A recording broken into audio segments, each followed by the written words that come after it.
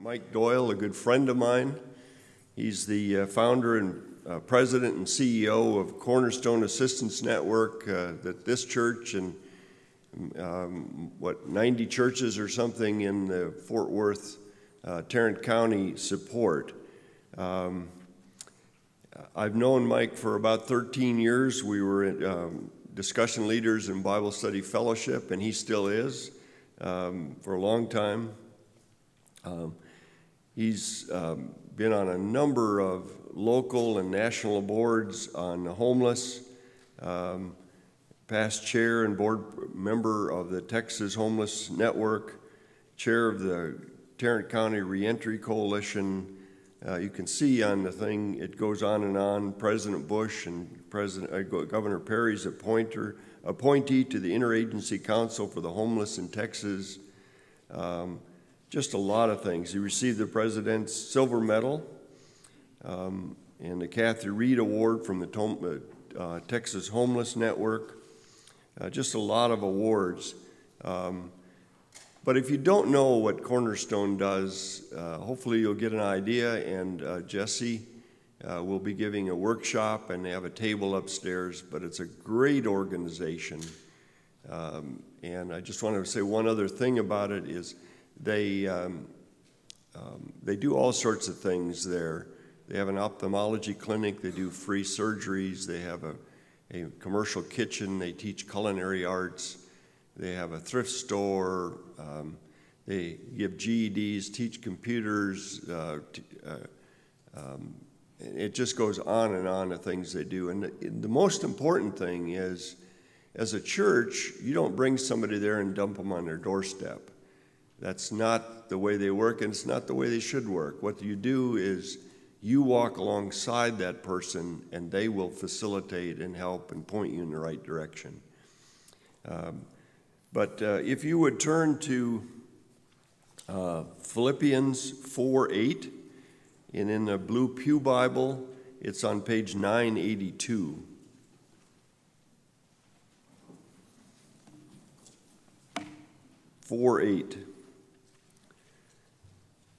Finally, brothers, whatever is true, whatever is honorable, whatever is just, whatever is pure, whatever is lovely, whatever is commendable, if there is any excellence, if there's anything worthy of praise, think about these things. Mike?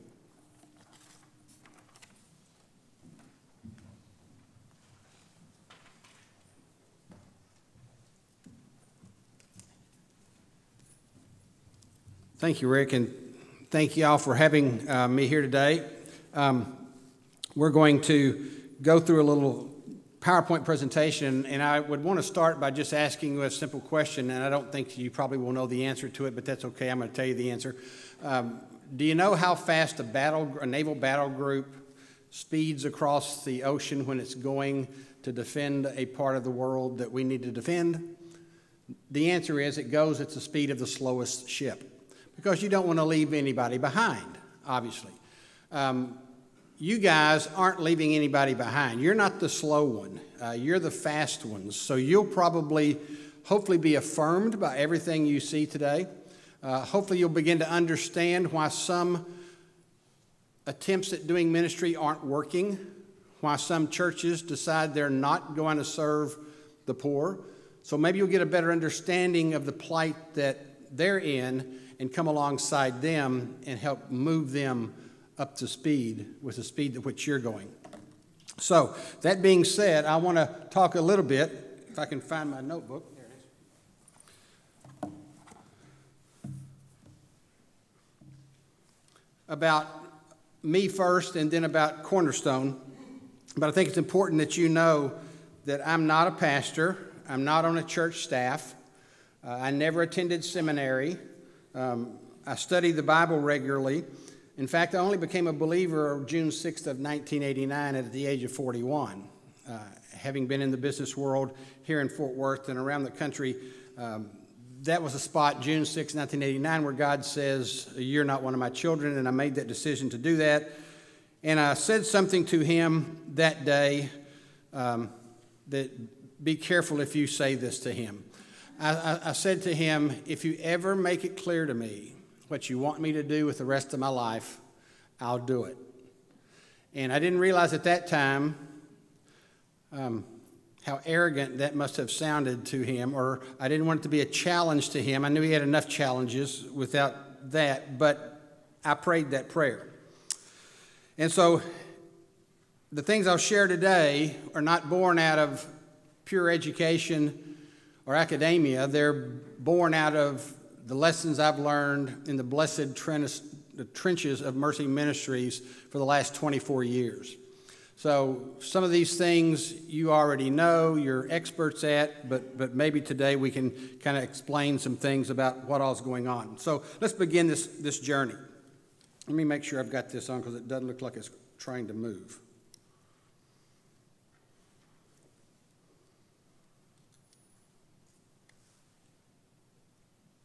Well, I think we have a slideshow.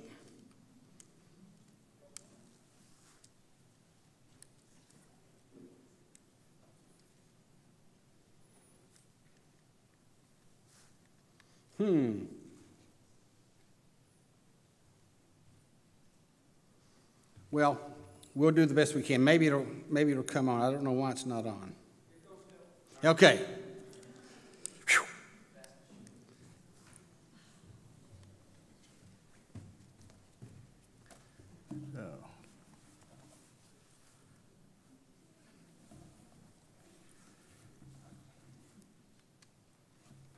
I can do it by hand. There you go. Okay.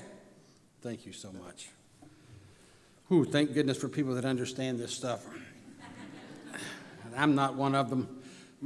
Here's the way that I handle all IT problems. Denise! And so that's the way I get stuff. Thank you so much for that. This journey kind of began in November of 1989. As a member of now a local church, as a believer for the first time. I'd been a member of that church for a long time, but not as a believer. But as a believer now, I heard word that a family in our church went hungry over the weekend, family with 2 kids. And our pastor was teaching me about tithing, which I think is very, very important. I do more than my share of that. But to let a family in our church go hungry with 2 kids over the weekend was not acceptable to me in what he was teaching me. So I called for a meeting with him. We had lunch. I said, I don't get this. How can we let a family go hungry in a church our size, 5,000 members? And he said, well, we have a benevolence fund. I said, how much is it? He said, $5,000. And I said, so let me get this right. You want 10% of what I make off the top, and if I get in trouble, you'll give me back $1. And he said, well, how do you get that? I said, 5,000 members, $5,000. It sounds like about $1 a person that you're allocating funds for. He said, well, it doesn't work like that. But anyway, we went into a long conversation. And he said, I think we ought to start a committee, which is great in the Baptist church. You always start a committee and eat. So we started a committee to decide what the church should be about. Should we reach outside the walls? And he began to tell me a story that 15 years earlier, when he was pastoring in Gainesville, Florida, he had a dream that the church would knock the walls down and reach out to everybody that came into that church door. Everybody walked in, they'd try to minister to them. He told that to his executive pastor, who said, Pastor, that's not a dream, that's a nightmare. You can't do that. And so we began to ask around what we should be doing there as a local church. And in January of 1990, that church formed something called the Cornerstone Committee, and it was a standing committee of the church, and it was part of everything that the church was about. In June of 1992, we adopted a homeless family, a Sunday school class that adopted a homeless family. A church in another denomination was working with the poor homeless families, and they had some HUD dollars where they could get a house for this person for $1 a year in an old lease program. They just needed somebody to sponsor the family, pay $100 a month, come alongside them and be an encourager. We had a Sunday school class in our church that agreed to do that. And when they went out and did that and came back and shared all the blessings that they had been getting from working with this family, a light went on in that church and among the people in that church. I'd have to say it probably went on more in the pews than in the pulpit. And they began to say, I want a family. We want a family. We ended up with 5 of these families over the next few months. And in October of 1991, the church said, what we need to do is put some money aside in our missions budget to help minister to these families. And so they increased the missions budget by $30,000 in 1992, and it was the largest missions increase in the history of that church. That church has grown exponentially since it started doing those kind of things. I was the chairman of that committee, and I said, you know what, this is getting pretty big. We may need to look at making our own nonprofit. There were some legal ramifications, legal value to doing that. And the church didn't want to do that, so my wife and I and one other person founded Cornerstone Assistance Network as a nonprofit in January of 1992.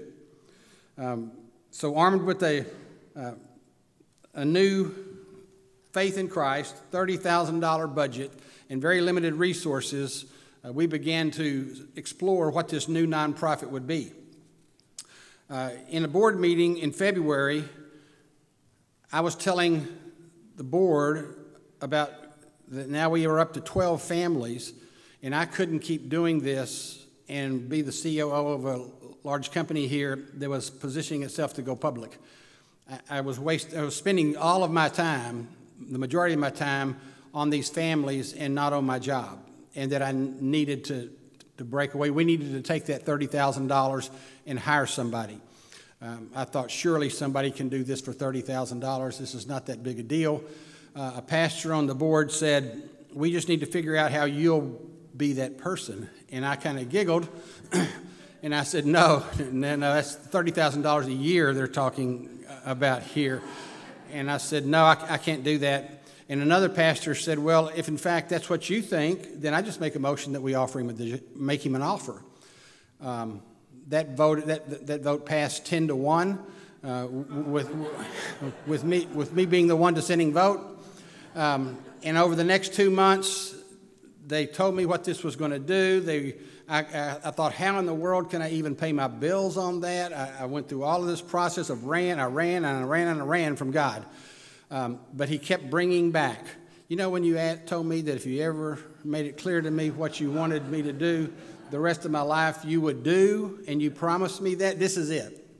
Well, I was studying Henry Blackaby's book, Experiencing God, and I had come to my first crisis in belief that he calls. Did I trust God with my income? So in March, I resigned my job locally, and April 1st became the first employee of Cornerstone Assistance Network and the first president and CEO. So armed with that new faith, $30,000 budget, a car, a cell phone, supportive wife, and no knowledge of running a nonprofit whatsoever, life began for us. A journey began for us. What am I doing wrong here? There we go. So, in April of 92, April 1st of 1992, my first day on the job, we were working with these 12 families in this church over in our part of town, which is the Northeast, and she said, we have to find a way for you to be involved in federal surplus property screening so you can get the furniture and stuff for these houses that we're putting these homeless families in, because they had about 60 of them at the time. I said, well, what do we need to do? And so she made an appointment with HUD, Housing and Urban Development in Fort Worth, and I went up there on April 6th to meet with them and started off by saying, now let me just tell you right up front, we're a faith-based organization.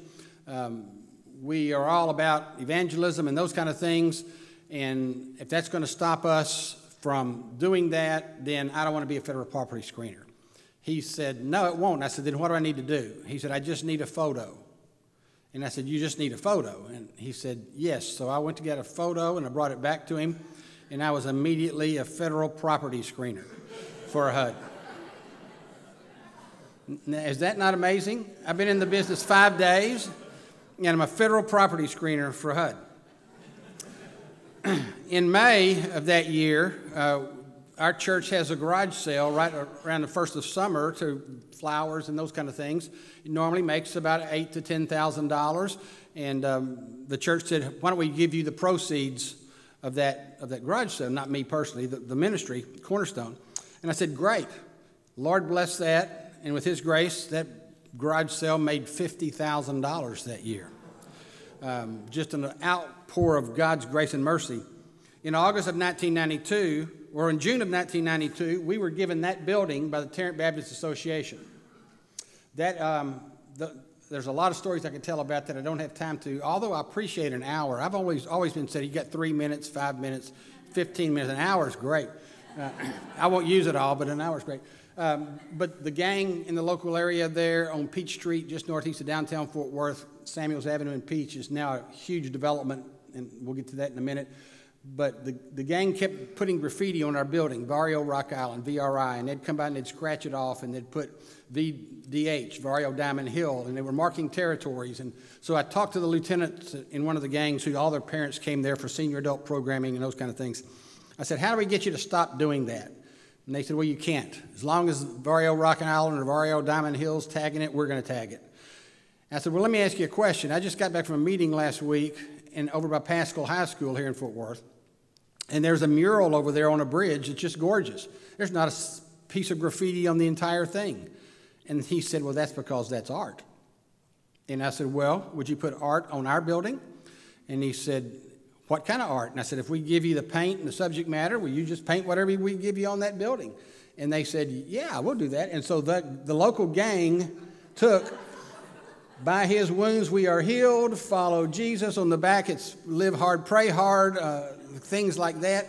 And we had one graffiti incident in the next 7 years. So it was really a neat thing, because now, if you think about it, it was their stuff. It wasn't our stuff versus them, it was their stuff. So much so that we also offered to put a basketball court back there, and I said, but you can't tear it up. He said, well, we promised that we won't. I said, well, how am I going to know? He said, I'll call a meeting. So this lieutenant of this gang calls a meeting. They meet in that building, and he said, they've offered to build us a basketball court. And if anybody does anything wrong here, I will kill you. And it wasn't, I'm going to kill you, Jack. It's, I'm going to kill you. I mean, he was serious about it. We had to take federal money to do that, which I did not want to do. I went up to the city, and they said, please ask us for some CDBG money. We can fund your basketball court. Again, I said, we're a nonprofit organization. We're faith-based. We're going to share Christ with these kids, da-da-da-da-da-da. And I just kind of threw that application on the table and said, here, fund that. And they did. And the only question I got before City Council about that basketball court was, is it lighted? And I said, no. And they said, well, why not? Well, I was already asking you for $35,000. I didn't want to go to the other expense. How much is it? It's another $10,000. Well, let's just round that off to 50, and we'll give you the whole 50. And I said, well, you know, we're going to share the God. They didn't want to hear that. So long story short, we took that federal money, stayed within the guidelines, and over 100 kids came to know the Lord there the first 2 years. Churches would come in and minister to them, those kind of things. So my blinders were kind of being removed, because I thought I'd never take public money. Didn't want it. It was from the devil. I never wanted to do that. But God was beginning to say, you know what, I'm even bigger than them. I can handle them. So we cautiously moved forward. So in April of 92, or August of 92, the church said, let's get some people together, tell them what all God's doing. And so we did. And we hired a firm to come in and run this campaign for us. It was just a one-year pledge to kind of get us going and get some momentum behind us, give us some money to help pay me and other things. And so we did. And the people that were there pledged $180,000 over 1 year to help support Cornerstone Assistance Network in its first year. Our consultant said you can pray for 50% of those pledges to come in, but you can count on 35% of them coming in. We measured that at the end of a year. 97% of those pledges came in, and 40% of them are still coming in 24 years later. It was just a pure message to us that the people sitting in those pews wanted more than they were getting opportunities, places to serve. They wanted to serve those that were lost. And it was a real encouragement to us. In November of 92, as you remember, we have 12 or 13 of these families now. We're going into these homeless families who don't have a lot of stuff and saying, can we use your garage to store all this furniture that we're doing from the HUD screenings? And so we had all this furniture in their houses. We had rented some space. expressed a need that we needed more, and a friend of mine said, I'm combining a large printing company in Fort Worth with a large printing company in Dallas into one giant one in Grand Prairie. Feel free to use that warehouse. We'll pay the utilities, the insurance, all of that kind of stuff. I'd rather have it occupied than vacant. So for almost 4 years, we got complete use of a warehouse in downtown Fort Worth to store all of that stuff with. It was at that community center where God began to formulate the long-term goals for Cornerstone. We had a survey. I kept asking this master's degree social worker. We took over operational control in January of 1993, and so early in 93, I said, why are all these people coming here? And she said, well, they need help. Well, where have they been? She said, I don't know. I said, well, let's ask them. I want to know when they first needed help, where did they go? And so we gave them 4 choices. Did you go to family and friends first, government agencies first, community agencies first, churches first? Where did all of this fit in the way when you started needing help? So we did that survey, and the results were this. 98% of them went first to family and friends for help, but it was very short-term help, lasted less than 45 days. So we asked them, and that's scriptural, by the way, in 1 Timothy 5, as we'll see in a minute. We asked them, where did you go next? Well, 70% of them, after family and friends, went next to the local church. Now, keep in mind, my church had just sent somebody that was a member hungry over the weekend a year ago. And I'm thinking, why would you go to a church? They don't have any money. They're not going to engage you. They're racked with debt, and so there's things that they can't do. But 70% of them went to churches after family and friends, and this is where the Lord began to share his vision for Cornerstone. The eye-opener was they reported that only 9.2% got help from the local church. 91.8% were turned away without even being asked to pray for them. So in that service area, the church has turned away 91% of the people coming to them for basic human needs. I was appalled by that. And the most common comment from the churches was, we don't do that here. We don't do that here. So the next stop that they went after churches, just for your information, was community agencies, parachurch organizations, faith-based nonprofits, the driver of all this system. Some research that Pew did a few years ago shows that 70% of all services delivered to the poor are through parachurch organizations. Great asset to our community. And then they finally went to government programs. And you know what happens when they end up in government programs? They stay there forever. It's harder to get off of one than in one.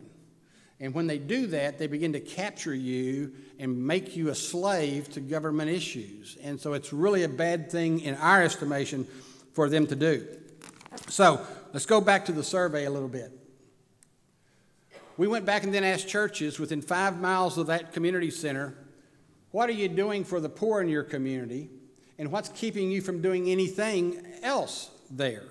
And here were their answers. We don't have the staff to do it.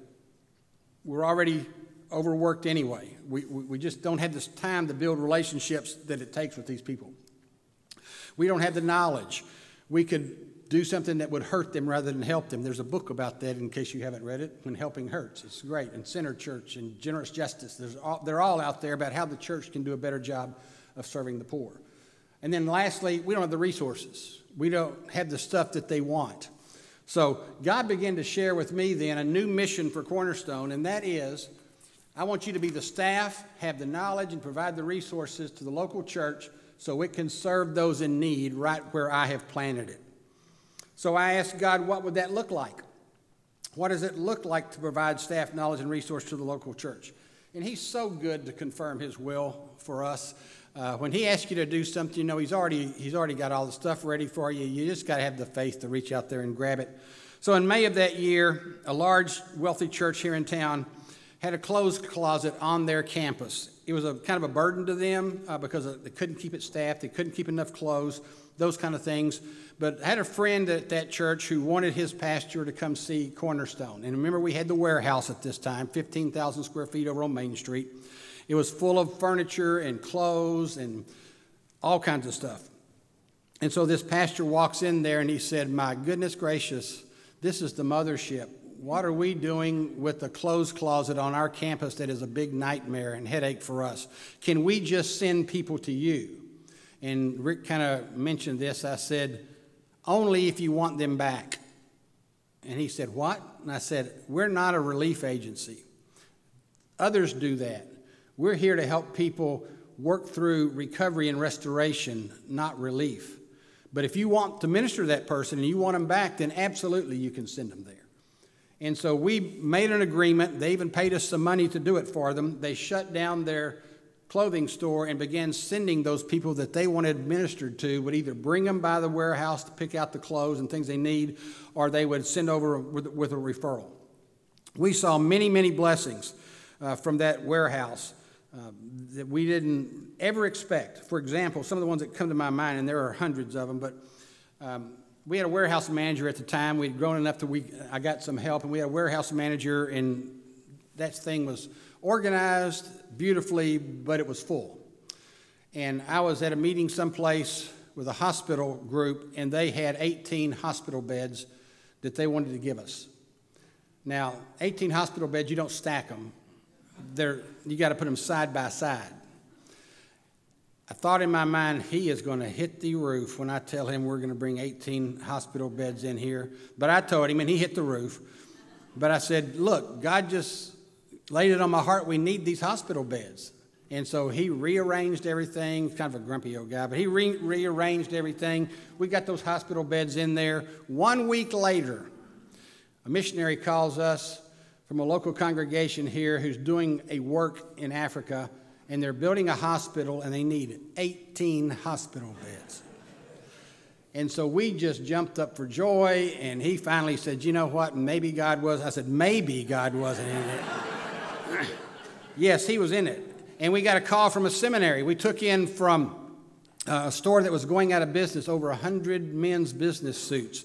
Well, the homeless usually don't need business suits. You know, that's not really what they're about. Or other people that are poor, they're not like, don't go to a church and say, do you have any money I can go buy a suit with? That's not really what they do. But we took these things in, and they were displayed. They were beautiful. They were brand names. And we thought, how are we going to get rid of these? We had a seminary in Russia call us and say, we've got 100 students graduating. Do you happen to have any suits? We said, do we have suits? And we shipped them 110 or so suits. They sent us back a picture with all the graduating pastors from this seminary in Russia, all dressed in the suits, and had a note. Not one of them didn't have a suit that fit.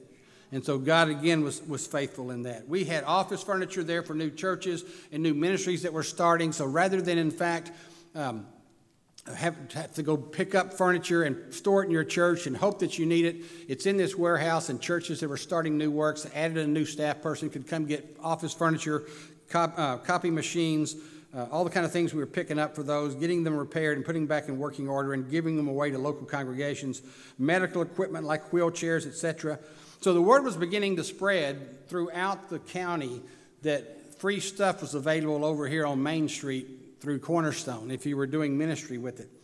And we got very, very busy, very, very quick, picking stuff up, delivering stuff, repairing stuff, organizing the warehouse, doing all that kind of stuff. But you know what? I looked back at that and all the busyness of doing God's work, and it looked like everything was going smooth, and our giving had flatlined. We weren't growing. And I was concerned about why we weren't growing. So we just happened to have a development committee meeting scheduled for August 24th, 1994. And at that meeting, we're talking about strategies for raising more funds, to do more ministry. And the Lord just put this thought in my mind that I'm really not in your mission statement. And I thought, what? You are? You're the reason that we're doing this. And he said, well, then tell somebody. And I said, oh. And our mission statement was moving people from a dependency on society to functioning and contributing members of society. That's pretty right down the road. Great example of what we do. We're making them whole again. But I remember our consultant saying, this way you can go to businesses and churches and individuals and governments. You can get money from all sources. But I looked at that and I said, you're right, you're not in it. So that day, August 24th, we changed our mission statement to uniting with others in Christian love to meet the needs of people. Not a huge change, but it more describes what we did. We were uniting, helping other people because we love Christ to meet the needs of people that were showing up at their doorsteps. It was a life changer for us. I'm going to go through this because I didn't put it one at a time. But God told us, don't worry, I got this. Because the consultant said, you're drawing a line in the sand if you change it. This is only going to be for Christians to fund going forward. You can forget federal funds. You can forget all of that stuff. We said we're willing to take the risk. Our offering that had been averaging about $4,000 a week prior to August 24th. The very next Sunday, we received $9,000. $9,000. We were ecstatic because we thought God just spoke to us and said, see, I got this. But our worldly thinking diminished our expectations because the next weekend was Labor Day weekend, and we thought there are going to not be many people at the church. The offering is going to be low. Don't worry about it. We'll catch back up. On Labor Day weekend, we received our largest gift of $22,000 in 1 week. God just saying, you put me in there, I can make this happen. You know, I don't know how many of you, probably a lot of you read Dr. Keller, but he says in one of his sermons about, at least this is the way I paraphrase it, God doesn't want to be in my story. God wants me in his story. And if we're not ashamed to put him in his own story, his own kingdom work, he'll provide for us. He promises us that in his word. So that was a real confirmation for us. So after that confirmation, I began developing a strategy on how to reach churches and offer them staff knowledge and resource to do the work that God was asking them to do. But since so many people were turning away from that, they were turning away, remember, 9 out of 10 people that came to them.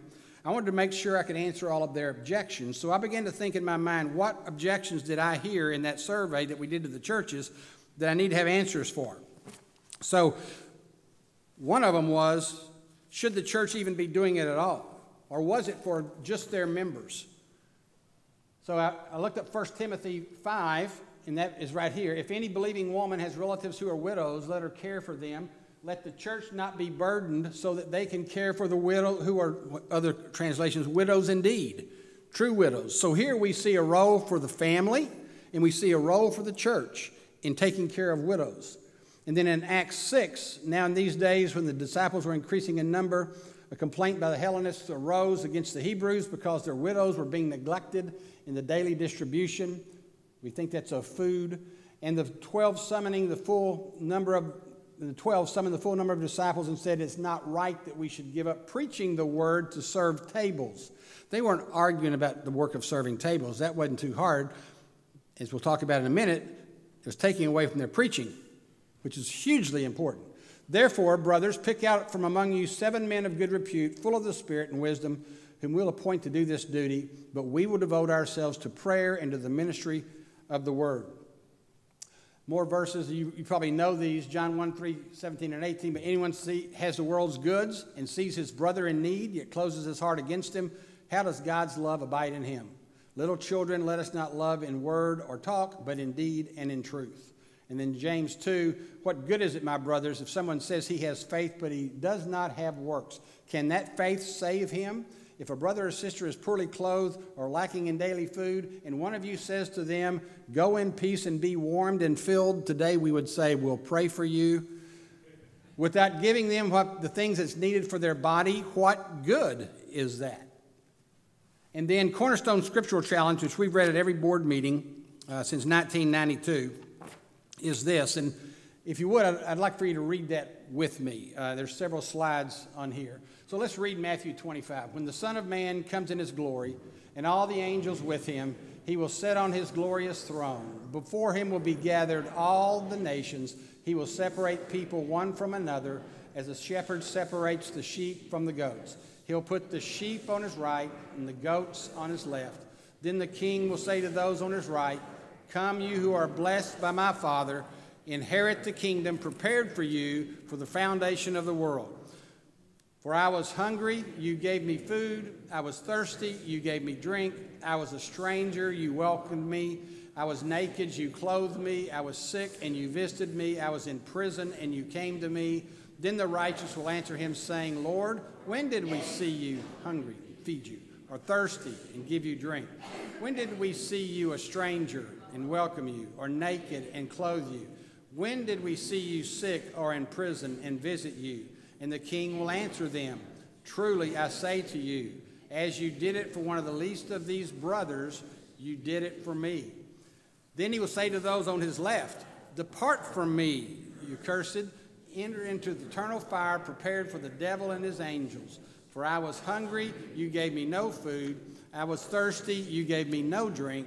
I was a stranger, you did not welcome me in. Naked, you did not clothe me. Sick and in prison, and you did not visit me.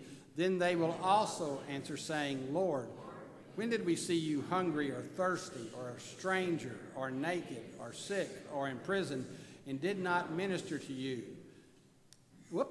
Then he will say to them, truly I say to you, as you did not do it for one of the least of these, you did not do it unto me, and these will go away into eternal punishment, but the righteous to eternal life. From those verses, it was very clear to me that the church as a covenant group needs to be involved in mercy ministry. So whatever excuses I ran across as I began to build this network of providers and churches to minister together, there was going to be no doubt in my mind that the church was to be involved. I heard someone say, I believe it was Bill Hybels at Willow Creek one time, that there would be nothing of major significance done outside the purview of the local church.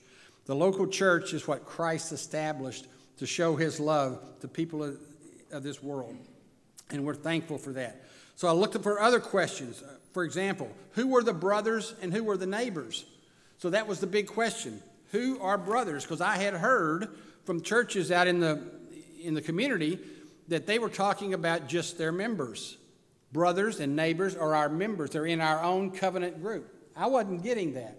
So I looked at Jeremiah 31, where it says, no longer each of you teach his neighbor or each his brother, saying, knowing the Lord, for they shall all know me, from the least of these to the greatest, declares the Lord, for I will forgive their iniquity and I will remember their sin no more. The context there that I looked at it and studied on was that neighbor and brother were kind of close to each other. They were kind of the same thing. And then in Leviticus, you shall not take revenge or bear a grudge against the sons of your own, even against your enemies, but you shall love your neighbor as yourself, because I'm the Lord. And then Romans 12:20, to the contrary, if your brother is hungry, feed him, or your enemy is hungry, feed him. If he's thirsty, give him something to drink, for by doing so you're burning or heaping burning coals on his head. So that began to point me to the fact that even people outside our covenant group can be called brothers and sisters, because Christ loves them, God loves them, and he will make his way known to them. So this is the parable, though, that most people say removes all doubt about only helping those within our own covenant group. And it comes from Luke 10:25-37, when it talks about the parable of the Good Samaritan. Let me just kind of read it to you. And behold, a lawyer stood up to put Jesus to the test, saying, Teacher, what shall I do to inherit eternal life? And he said to him, what's written in the law? How do you read it? And the expert in the law answered, you shall love your Lord your God with all your heart, with all your soul, with all your strength, with all your mind, and your neighbors as yourself. And Jesus said to him, you have answered correctly. Do this and you will live. But it wasn't good enough for this expert in the law. He said, but he, desiring to justify himself, said to Jesus, who is my neighbor? Same question I was asking.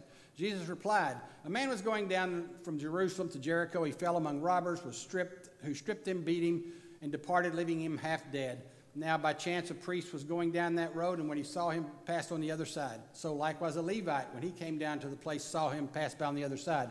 But a Samaritan, as he journeyed, came to where he was. When he saw him, he had compassion. He went to him and he bound his wounds, pouring on oil and wine. He set him on his own animal and brought him to an inn and took care of him. The next day he took out 2 denarii, gave them to the innkeeper, saying, take care of him, and whatever else you spend, I'll repay you when I come back. He asked the expert in the law, which of these do you think proved to be a neighbor to the man who fell among the robbers? And he said, the one who showed mercy. And Jesus said to him, go and do likewise. That's the Samaritan. That's somebody that they hated. And yet Jesus used that example of who we should help, even our enemies. So then what is the primary purpose of the church? We know that it's to help, but Acts 6 tells us again that we read earlier, preach, teach, and serve. 1 Corinthians says, it is the right preaching of the word and the right administration of the ordinances that mark the creation and perseverance of the church. Matthew 28 says, go ye therefore and make disciples of all nations, baptizing them in the name of the Father, the Son, and the Holy Spirit, teaching them to observe all things I've commanded. Behold, I'm with you always, even to the end of the age. And John Calvin said, wherever we see the word of God purely preached and heard, and the sacraments administered according to Christ's institution, it is not to be doubted that there a church of God exists. So the role of the church primarily is evangelism and edification. Primarily the role of the church. They certainly have the authority to serve, scriptural authority to serve, if that service is evangelistic in nature and intent. Now, that's my interpretation of that. If it's evangelistic in nature and intent. And the reason I said that is because I have seen churches go in a different direction. For example, however, it would be a huge mistake for a church to try to do everything Jesus did. For example, just because Jesus healed the blind doesn't mean the church should open an eye clinic. And I've seen churches try to open car lots, vegetable stands, everything else, and it becomes so burdensome to them. What happens? The danger is if it's not controlled, the ministry of service can begin to define them when the church should be defined by evangelism and edification. That's what they were talking about in Acts 6 when they said, we don't need to be serving tables. We need to minister the word. The church is there to minister the word. But why do they then get sidetracked? Well, since this is Pastor Appreciation Month, let me tell you why I think they get sidetracked. Pastors spend a lot of time, teachers spend a lot of time working on their sermons and working on their lessons. It happens less in a Sunday school class, but it happens a lot after church. What are the comments you hear as they're walking out? Man, it was too hot in here. Did they not pay the electric bill? I didn't like that song. Did y'all like that song? I didn't like that song. He went way too long. My goodness, what's he thinking? We got to get there time to beat the Methodists to church. To dinner. So that's what they hear. But what do we hear? Thank you for helping me out of this terrible situation. You cry with people. You love on people. You get to see the results of your work. So is it understandable that a church can get such praise and glory and recognition from the community because of work of service that they're doing that they can forget about their purpose, preaching the word, evangelizing, and serving in harmony with the other, putting faith and deed, word and truth in harmony. I heard it explained one time that the church's role of evangelism and edification is like in service is like an airplane, that you've got to balance the two together. You do service, but it can't overpower evangelism. And you got to do enough service to keep the evangelism part balanced, because you need both wings to fly that thing properly. And it's kind of true. There's got to be a balance, but it's real. I've seen churches over and over in the 23 years, all of a sudden, and denominations for that matter, all of a sudden be known for their social work and not for preaching the word. That's the important role of the church. So since the church has the freedom to serve, how can they do it without redefining themselves? Well, you've got to think about expanding your covenant relationships. You guys are great at this, but there are parachurch organizations like the Presbyterian Night Shelter, like the Union Gospel Mission and Salvation Army.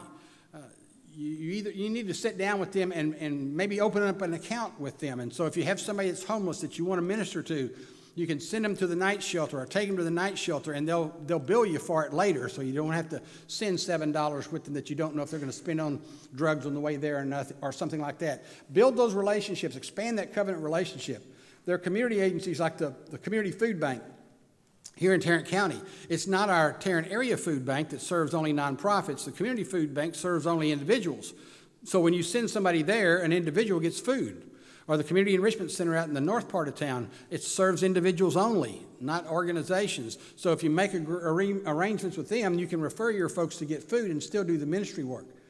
There's an intermediary that we're helping start in Hondo, we have a division called our Intermediary Services Division that starts nonprofits, helps people get on the right track, trains them for a year, those kind of things. But we're helping Hondo in Medina County down in southwest Texas start an intermediary. I went down there to meet with them, and we had the ministerial alliance there and the service providers, which there weren't a lot because it's not a very big town.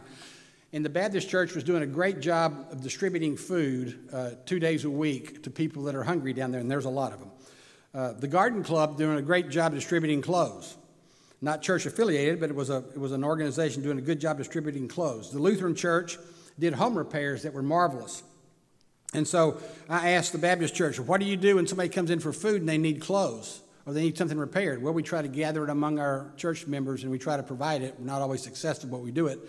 I asked the Garden Club, what do you do when somebody comes in to get clothes and they need food? Well, we try to gather it up from our members. We put out an email. We do this kind of thing. Point being, I said, well, why don't you refer them to the Baptist church? Or the Baptist church, why don't you refer them to the Garden Club? And it never dawned on them. That other people around the town were doing great works, and they were oblivious to it. So we're putting together an intermediary organization down there that will have access to all of the resources, and that a church can refer in and send them to the right place. They are providing an intermediary service that we'll talk about in just a little bit. And then even government agencies, HHS, here locally and in your communities too, all they want to do is pay rent and utility assistance. What's the biggest problem you got with people that when you're trying to, in fact, help them? Rent and utility assistance. HHS here says, I don't care if you're a church, faith-based, wherever you are, our deal is to pay rent and utility assistance for people that meet the criteria. So you need to spend the time to make the criteria, know what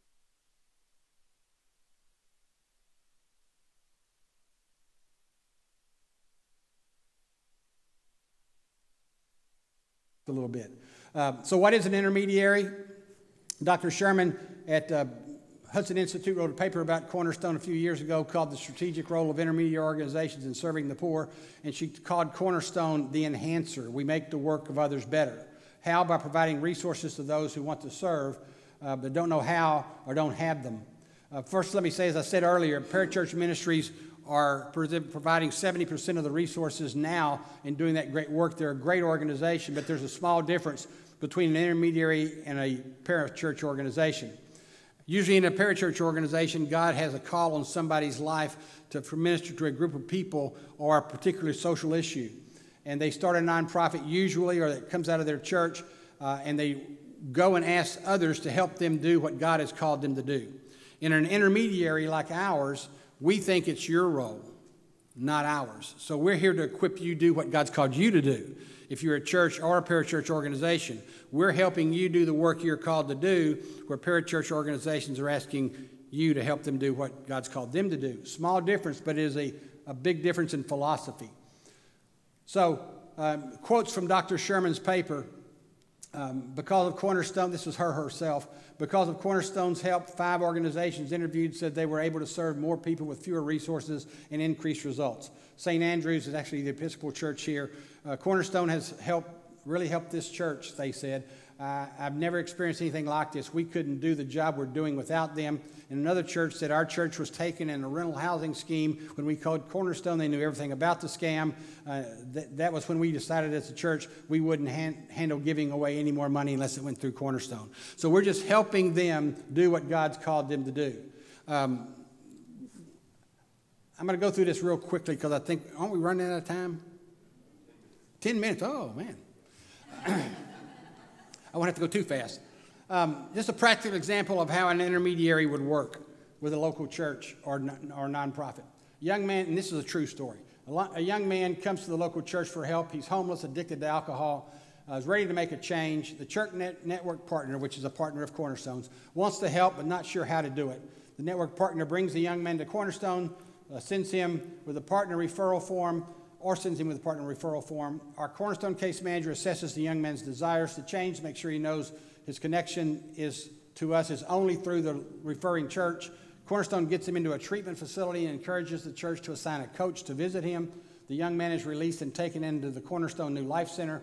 A long-term plan is developed that includes education and is developed in concert with the coach. The young man goes to Tarrant County Community College, graduates with honors. Young man gets a full scholarship to TCU, graduates first in his class. Young man's now on staff at a local church serving the Lord, and the young man and his coach are still friends. Conclusions. The church did the evangelism and the edification. Church used an intermediary to provide the resources that it didn't have. The intermediary used network partners to provide support services. No one was overwhelmed. God was honored. The young man will be with us in heaven. That's a lot better than we don't do that. So, if I can figure out how to do this, real quickly I'm going to show you a video of this young man. There's two men here. One came from a terrible background, one from a very prosperous background, and you'll see from their testimonies. Now, how do I do this? Oh, yeah. I got to go up to that, I think.